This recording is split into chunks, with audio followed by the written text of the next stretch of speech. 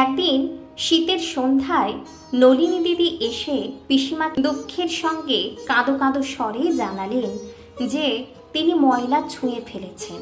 এখন ঠান্ডায় স্নান করা অসম্ভব, আর স্নান না করে ঘরে যাওয়াও চলবে না। কাজেই রাত্রে খাওয়াও চলবে না, শোয়াও যাবে না।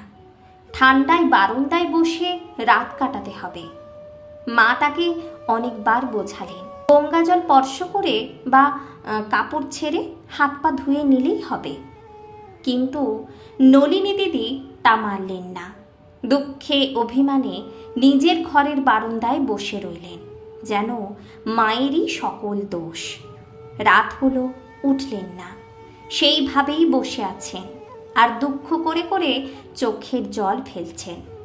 মা ডাকলেন, বোঝালেন, অন্যরাও অনেক বললেন, কারো কোনো কথায় কর্ণপাত তিনি করলেন না।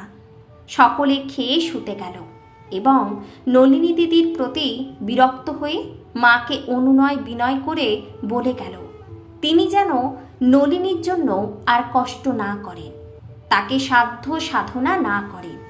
আজ তাকে একটু শিক্ষা দেওয়া ভালো। নলিনী দিদির দুঃখ অভিমান বাড়ছে।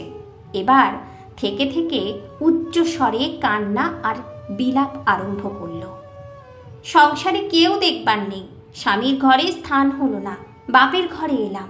বাপের দ্বিতীয় সংসার, বিমাতা আছে, তার সঙ্গে কি থাকা যায়? পিসিমা আছেন, স্নেহ করেন, স্থান দিয়েছেন। অন্যেরা হিংসা করে, এখানেও থাকা কঠিন হচ্ছে আমার। ভগবান এমনই নির্দয়? দুঃখে দুঃখেই কি আমার জীবন যাবে? খানিকক্ষণ চুপ করলেন, আবার বিলাপ আরম্ভ করলেন। সকলে ঘুমিয়ে গেছে, বাড়ি নিস্তব্ধ। মা উঠলেন, সুমধুর স্বরে ডাকতে লাগলেন, নলিনী, আয় মা, কেন বারান্দায় শুয়ে কষ্ট পাচ্ছিস?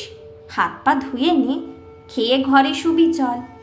সে মধুর করুণ স্বর কারো কারো কর্ণে প্রবেশ করল। মাও বিলাপ শুরু করলেন, আহা, নলিনী ছেলে মানুষ, বুদ্ধি কম, তাই রাগ করে কষ্ট পায়, আর সকলে বিরক্তও হয় তার উপরে।